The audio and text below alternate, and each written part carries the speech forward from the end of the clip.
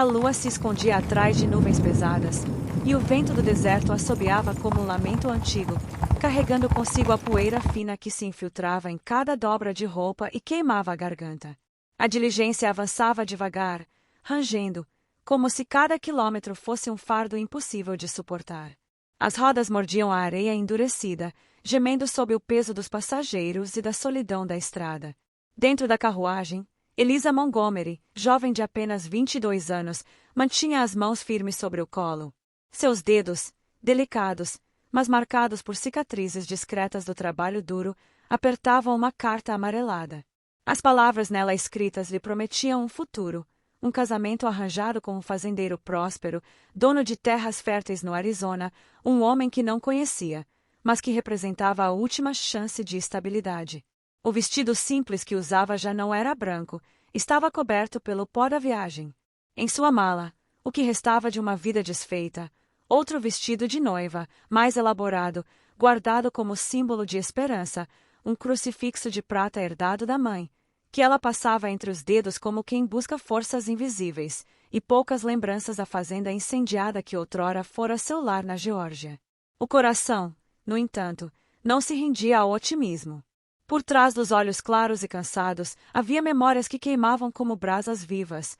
O irmão tombado na guerra civil, a mãe vencida pela febre, o pai perdido para a bebida e para as dívidas. O lar que desmoronara diante das chamas. Agora, o que restava era apenas um nome em um papel e a esperança, tênue, quase absurda, de que um estranho, no meio do oeste indomado, lhe oferecesse não apenas abrigo, mas talvez também um vislumbre de paz. O cocheiro, um velho de mãos grossas e olhar endurecido pelo deserto, que se apresentará como Ankh, quebrou o silêncio.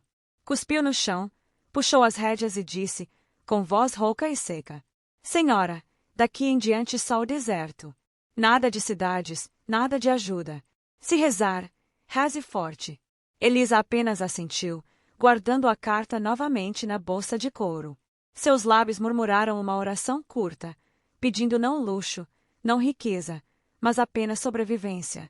A noite desceu rápida, como uma cortina pesada. As estrelas surgiram aos milhares, mas sua beleza era ameaçadora. Parecia que todo o céu observava, silencioso e implacável. O rende da diligência foi interrompido de repente. Um som metálico, um grito. E então, o caos. Das sombras, 3 pistoleiros mascarados surgiram como espectros, gritando para que parassem. O estalo dos tiros ecoou pelo vale como trovões descontrolados. Os cavalos se ergueram sobre as patas traseiras, relinchando em pânico. Ankh, antes que pudesse alcançar o rifle preso ao assento, tombou com um tiro certeiro no peito. O sangue respingou no chão ressecado. Sai daí, mocinha! Rosnou um dos bandidos, arrancando a porta da carruagem.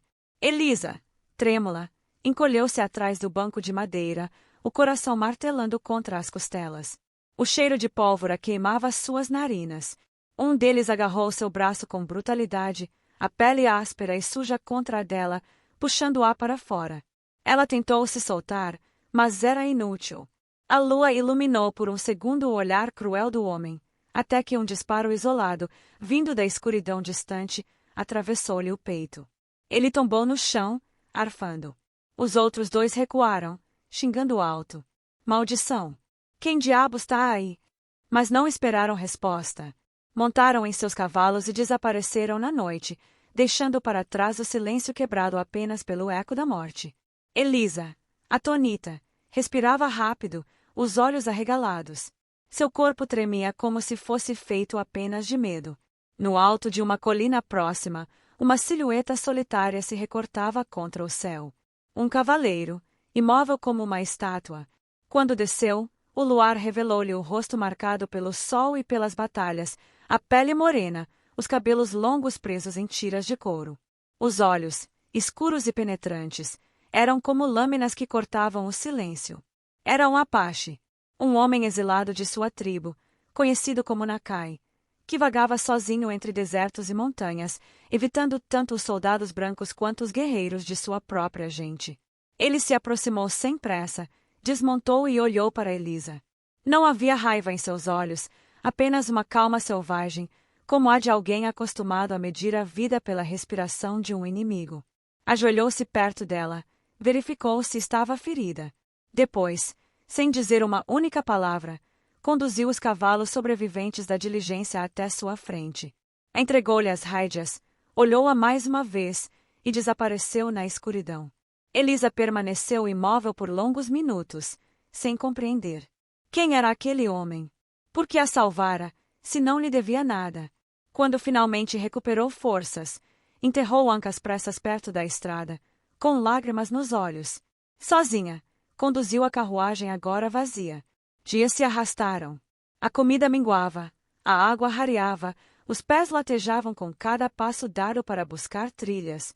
O sol a castigava durante o dia, e o frio do deserto a fazia tremer à noite.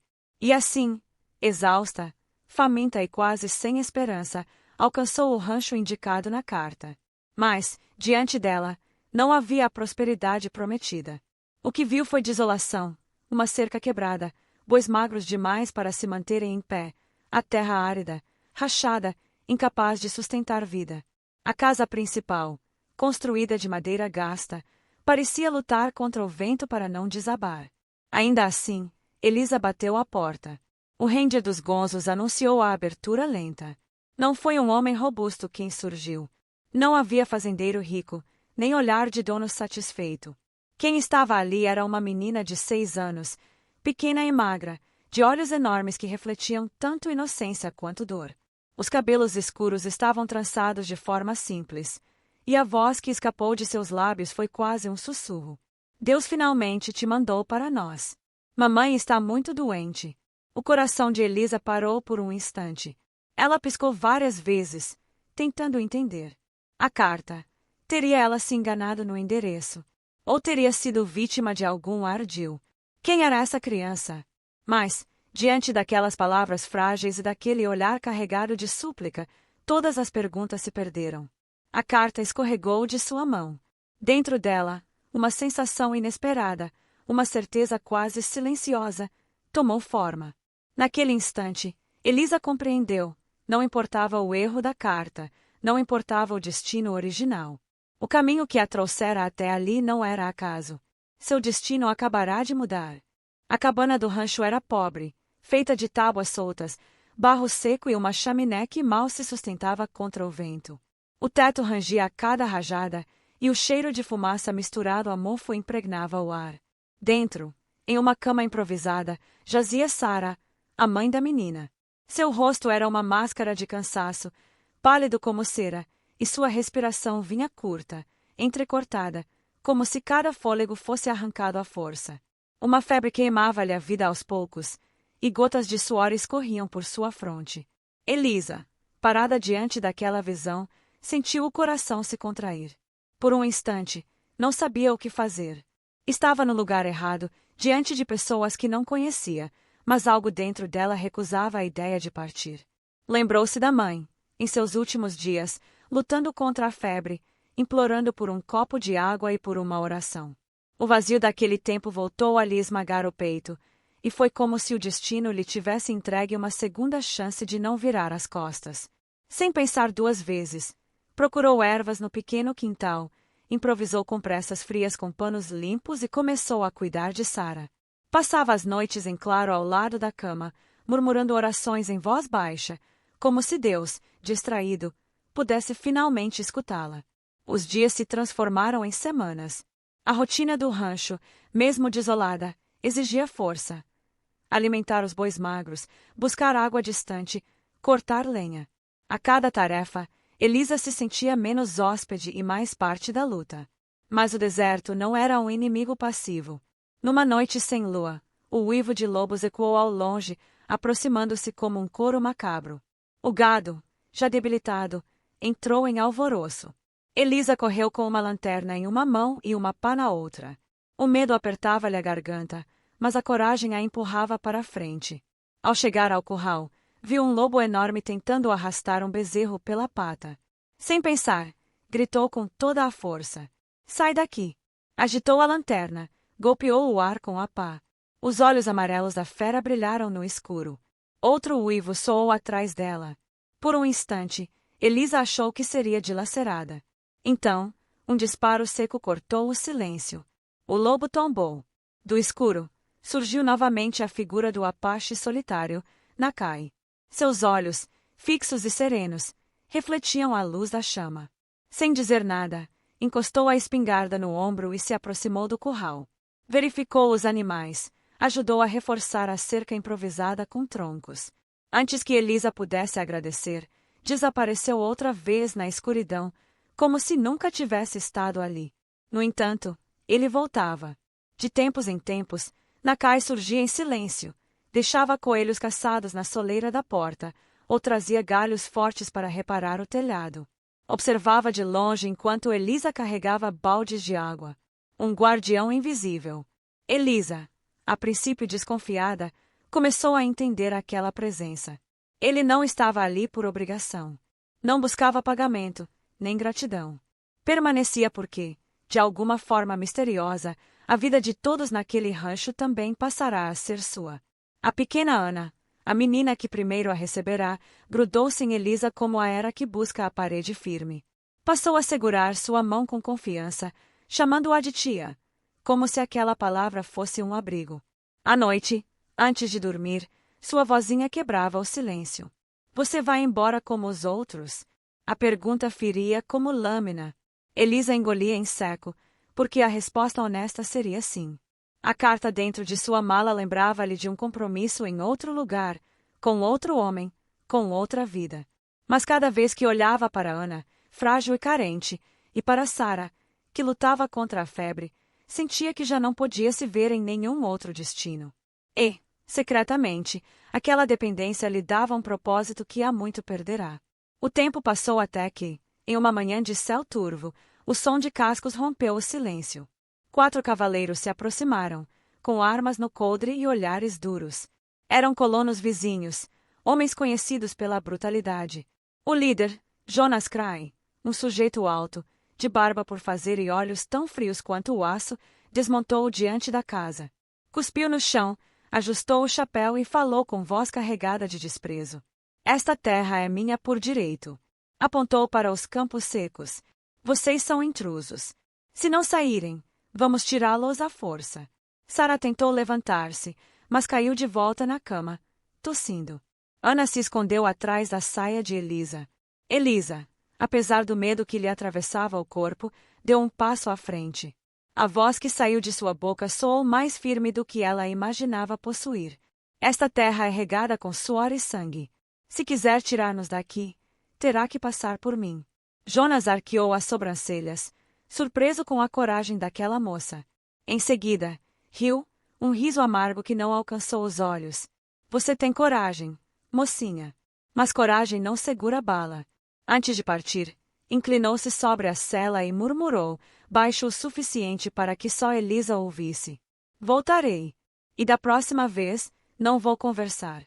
O rancho mergulhou em tensão desde aquele instante. O olhar de Jonas era promessa de violência. Elisa perdeu noites de sono, rondando a janela com uma lanterna apagada, ouvindo cada estalo do vento como se fosse o som de um revólver sendo engatilhado. Foi durante esses momentos que percebeu algo em Nakai. Ele nunca aparecia por acaso, sempre estava próximo, observando das sombras, como se soubesse da ameaça. Uma noite, ao encontrá-lo sentado sobre uma pedra, olhando para o horizonte, Elisa se aproximou com cautela. Por que nos ajuda? Perguntou. Nakai permaneceu em silêncio por longos segundos. Seus olhos escuros refletiam a fogueira distante. Então, respondeu com voz baixa, rouca pelo desuso. Porque sei o que é perder tudo. Não disse mais nada. Não precisou. Elisa entendeu. Ele perderá sua tribo, sua família, sua casa, massacrada por soldados e caçadores. Carregava a dor no silêncio e, de algum modo, viu em Elisa, em Sara e em Ana um reflexo de sua própria perda. Proteger aquele rancho era, talvez, uma forma de resgatar um pedaço daquilo que lhe fora arrancado. A cada dia, a ligação entre eles se fortalecia. Não por palavras. Nakai era homem de silêncios, mas por gestos. A partilha de um pedaço de pão na mesa, o concerto de uma cerca caída, o silêncio compartilhado diante do pôr do sol. Ana começou a brincar perto dele sem medo, entregando-lhe flores murchas como presentes. E, pela primeira vez em muito tempo, Elisa se pegou sorrindo, não por obrigação, mas porque algo dentro dela se aquecia. Contudo, a sombra de Jonas não desapareceu. Pelo contrário, crescia como tempestade no horizonte. A cada dia que amanhecia sem ataque, Elisa sentia que a corda estava apenas sendo puxada até o limite. No fundo, sabia. A paz frágil do rancho não duraria. A tempestade ainda estava por vir. O amanhecer trouxe cheiro de fumaça, misturado ao frio cortante que antecedia o nascer do sol. Quando Elisa saiu da cabana, os olhos semicerrados pela claridade pálida, viu cavalos recortando o horizonte. Eram 7 silhuetas que se aproximavam em passo firme, levantando poeira. Jonas Cray estava à frente, o chapéu baixo sobre os olhos, o rifle apoiado no braço. Atrás dele, 6 homens armados, todos com a expressão dura de quem não veio negociar. O coração de Elisa bateu descompassado. O tempo da espera terminara. A ameaça que pairava havia dias agora estava à porta. Ela respirou fundo e voltou para dentro da cabana. Sarah, pálida e febril, tentava levantar-se, a respiração irregular como se cada movimento fosse uma batalha. Elisa, murmurou. Não os enfrente. Não arrisque sua vida. Elisa ajoelhou-se ao lado da cama, segurando-lhe a mão fria. Fique com Ana. Sua voz soou firme, apesar do medo. Eu cuido disso. Ana, de olhos arregalados, agarrava a barra do vestido de Elisa. Tia, eles vão machucar a gente. Elisa acariciou o rosto da menina. Não enquanto eu estiver aqui. Quando voltou para fora, Nakai já estava posicionado. Ele se erguia como uma estátua diante do rancho, arco em mãos, o olhar fixo nos invasores. O vento levantava os fios soltos de seu cabelo negro, mas nada em seu corpo tremia. Não era homem de discursos, mas sua presença carregava uma promessa silenciosa: ninguém passaria sem luta. Jonas puxou as rédeas, detendo seu cavalo a poucos metros da cerca quebrada. Chega de conversas! Gritou, a voz áspera como pedra arrastada. Essa terra é minha, e vocês não têm direito nenhum aqui. Saiam agora ou serão enterrados onde estão. Elisa deu um passo à frente. O vestido simples batia contra suas pernas ao vento, mas ela não recuou. Esta terra tem sangue e suor. Pertence a quem trabalha, não a quem ameaça. Um riso seco escapou dos lábios de Jonas. Uma moça da Geórgia acha que vai me ensinar o que é o Oeste. Ele fez sinal com a mão. Homens, acabem logo com isso. O confronto explodiu num segundo. O estampido dos rifles cortou o ar, ecoando pelas colinas. Elisa correu até a varanda, onde repousava a espingarda enferrujada de Ankh, o cocheiro morto. As mãos tremeram, mas ela ergueu a arma e disparou para o alto. O estrondo fez os cavalos inimigos empinarem, relinchando em pânico, espalhando os homens de Jonas por alguns instantes. Nakai moveu-se como sombra. A primeira flecha cortou o ar e cravou no ombro de um dos pistoleiros, que tombou da cela. Outra flecha, rápida como um raio, derrubou o segundo homem, antes mesmo que ele pudesse mirar. O silêncio de Nakai era tão mortal quanto qualquer grito de guerra. Os invasores atiravam de volta, balas ricocheteando nas tábuas da cabana. Estilhaços de madeira voavam, cortando o rosto de Elisa. Mas ela não recuava. Carregou novamente a espingarda e atirou contra o chão diante dos cavalos, obrigando-os a recuar mais uma vez. Jonas, furioso, desmontou. O olhar dele queimava ódio. Não via uma mulher, via um obstáculo a ser esmagado. Avançou contra Elisa com o rifle em punho. Ela recuou até a varanda, o coração batendo tão alto que abafava o som dos tiros. E então, um grito rasgou o caos. Não machuque minha mãe! Não machuque a tia Elisa! Era Ana, escondida atrás da porta da cabana. O som infantil ecoou como um raio. Jonas hesitou por um único segundo. E foi nesse segundo que a maré virou. Nakai surgiu por trás, rápido como o vento. Com um golpe certeiro, arrancou a arma das mãos de Jonas, que caiu de joelhos, o rosto vermelho de humilhação. O silêncio que se seguiu foi mais pesado que todos os tiros disparados. Os colonos, vendo seu líder derrotado, recuaram. 2 homens arrastavam companheiros feridos. O resto montou em seus cavalos e desapareceu no horizonte.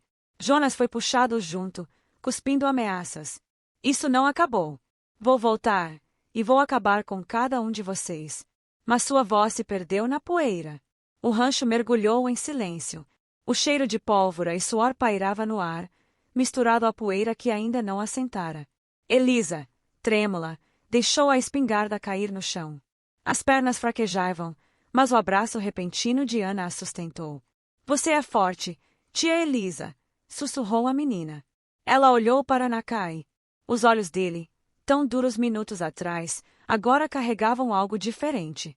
Não gratidão, não surpresa, mas reconhecimento, como se visse nela uma guerreira, alguém que havia escolhido ficar e lutar, mesmo sem obrigação.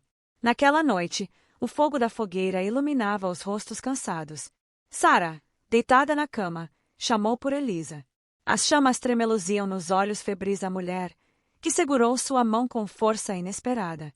Você não veio ao lugar errado, minha filha, murmurou com a voz fraca, quase um sopro. Veio ao único lugar onde era necessária. Elisa engoliu em seco, as lágrimas queimando-lhe os olhos. A carta em sua mala parecia agora um fragmento de outro mundo, distante, quase imaginário. O casamento prometido, a promessa de um futuro seguro, nada daquilo fazia sentido. Ali, em um rancho quebrado, entre uma criança que sorria apesar do medo e um guerreiro apache que lutava em silêncio, havia encontrado algo mais valioso, um lar. Dias depois, quando a febre finalmente venceu, Sara partiu em paz. Elisa fechou-lhe os olhos com mãos trêmulas. O luto caiu pesado sobre a cabana, mas também uma sensação de continuidade. Porque Ana, agora órfã, não estava sozinha. Elisa cuidou dela como filha. Nakai, silencioso, ajudava a reconstruir a cerca, a caçar, a manter vivos os animais do rancho. Pouco a pouco, a terra árida começou a mostrar sinais de vida novamente. Não era um futuro próspero como prometido na carta, mas era um futuro conquistado com coragem. O oeste selvagem continuava cruel. Lobos ainda rondavam, colonos ainda ameaçavam, e a solidão pesava nas noites longas. Mas Elisa não estava mais sozinha. O erro do destino havia se transformado em propósito. E cada vez que Ana sorria e segurava sua mão pequena, Elisa sabia, não era um erro. Era um milagre. Assim termina a história da noiva que foi enviada ao rancho errado, mas que, nas lágrimas de uma criança e na força silenciosa de um guerreiro, encontrou o verdadeiro destino. O velho oeste não perdoava os fracos, mas, às vezes, recompensava aqueles que tinham coragem de permanecer. Elisa não encontrou o marido prometido, mas encontrou algo mais raro, uma família feita de escolhas, não de contratos. Entre pólvora e silêncio, entre perda e renascimento, ela descobriu que o deserto não rouba apenas vidas, também devolve milagres a quem ousa acreditar. Dedo indicador apontando para a direita. Se esta história tocou seu coração, deixe seu comentário, compartilhe com quem ama narrativas do Oeste e inscreva-se no canal. Muitas lendas ainda esperam para ser contadas.